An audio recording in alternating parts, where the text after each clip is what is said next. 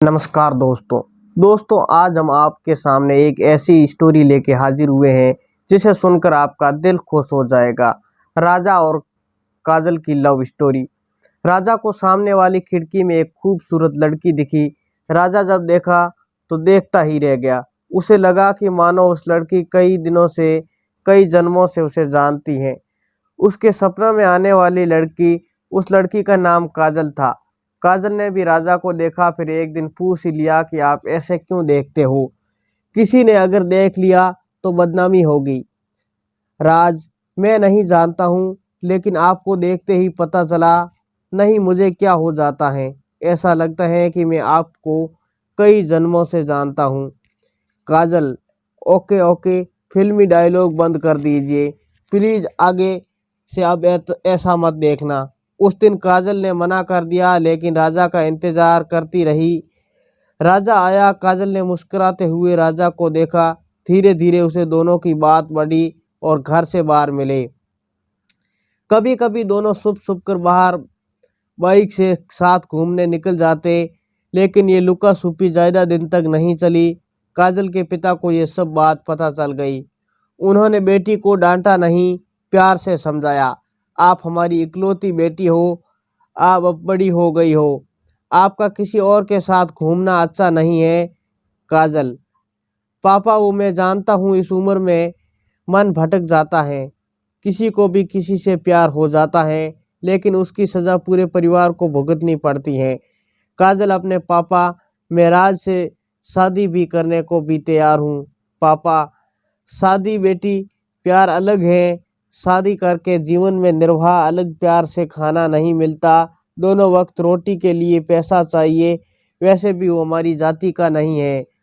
तुम दोनों एक गिलास से दोनों पानी का घर नहीं निकालना मुश्किल हो जाएगा। काजल, लेकिन मैं उसके बिना नहीं रह सकती पापा। काजल रोने लगती है। पापा प्यार से आंसू पूंछते हैं और बोलते हैं, तुम दोनों भागकर शादी कर लो। मैं तुम्हारी माँ और गांव से कह दूंगा विदेश पढ़ने गई हैं। काजल को पिता का प्यार देखकर रोना आ गया था। वो पिता को छोड़कर जाना नहीं चाहती थी, लेकिन राज को भी खोना नहीं चाहती थी। रात भर सोचती रही, क्या करें क्या करें। वो अपने स्वार्थ और प्यार के लिए, बचपन से प्यार करने वाले, छोटे छोटे हाथों को पकड़कर चलना सिखाने वाले और हमेशा के लिए छोड़कर चली जाए, ये नहीं हो सकता। काजल ने पिता से इजाज़त ले ली और राज से अंतिम बार मिलने की। अगले ही दिन वो राज से मिली और राज से सारी बात बताई। राज, तुम्हारा मन में क्या कहता है? काजल बोली, जिन्होंने मुझे चलना सिखाया, बोलना सिखाया, उन्हें धोखा देने के लिए मन नहीं करता, लेकिन तुम्हारे बगैर भी नहीं रह सकती। तुम जैसा कहो, मैं तुम्हारे साथ मरने राज तैयार हूँ। काजल के मुंह और हाथ रख दिया। राज ने रोते रोते कहा कि नाज है तो मुझे अपनी मोहब्बत पर, मैं तुम्हारे बिना कैसे रहूँगा मुझे नहीं पता, लेकिन लेकिन तुम तो रह सकती हो ना। तुम हमेशा खुश रहना, तुम्हारी खुशी देखकर मैं ही खुश हो जाऊंगा। काजल ने भी रोते हुए जवाब दिया, मैं भी तुम्हारे बिना नहीं रह सकती राज, लेकिन मैं मजबूर हूँ, कर ही क्या सकती हूँ, बस तुमसे आखिरी बार मिलने आई हूँ। राज, रोना नहीं। काजल, अगर ये आखिरी मुलाकात है तो इसमें आंसू नहीं, खुशी होनी चाहिए, जिसे देख मैं जिंदगी भर याद कर लूंगा। दोनों एक दूसरे के बाहों में भर कर शांत हो जाते हैं। काजल, तुम मेरी शादी के दिन आओगा ना? राज, आऊँगा, ज़रूर आऊँगा और जी भर कर नाचूंगा, जी भर कर। राज फिर रोने लगता है। काजल, खुद कहते हो कि खुश रहना हो, फिर रोते हो। राज, ये कमबख्त आंसू भी ना रोकने से भी ना रोकते हैं। I am happy now. फिर शांति कब हो गई पता ही नहीं चला। दोनों एक दूसरे को देखते हुए विदा हो गए। नियम समय पर काजल की शादी हो गई, बारात भी आई, बहुत सारे रस्म भी हो गए, लेकिन एकाएक लड़के ने शादी रोक दी। उसके हाथ में कुछ फोटो थे। राज और पूजा, उसने अपने समय को बुलाने से कहा। चारों तरफ कानाफूसी होने लगी। सभी काजल के चरित्र पर आवाज उठाने लगे। दूल्हा, तुझे तेरे प्यार की काजल कसम, तू काजल से प्यार करता है या नहीं? राज, वो मैं। दूल्हा, अगर मगर कुछ नहीं, हाँ या ना? राज, हाँ। दूल्हा: राज सिन्हा की प्रेम कहानियों का बहुत सा असर है। तुम झूठ बोल देते हो, मर जाती हैं क्या ये? हाँ, जब रस चूस लिया तो क्या मैं शादी करके अंगूठा चूसूंगा? कितनी बार हनीमून मनाया है? बोलना। सभी की नजरें कभी राज की तरफ तो कभी काजल की तरफ। काजल को लगा वो मर क्यों नहीं गई। इतनी बार सुनते सुनते पहले राज आप गलत सोच रहे हो, ऐसी कोई संबंध नहीं है। दूल्हा: कोई भी प्रूफ हो तो तुम्हारे पास? राज ने काजल की तरफ देखा, बस वो रोए जा रही थी। राज: हाँ प्रूफ है। दूल्हा: तो दिखाओ, प्रूफ दिखाइए। राज: मरता हुआ आदमी कभी झूठ नहीं बोलता।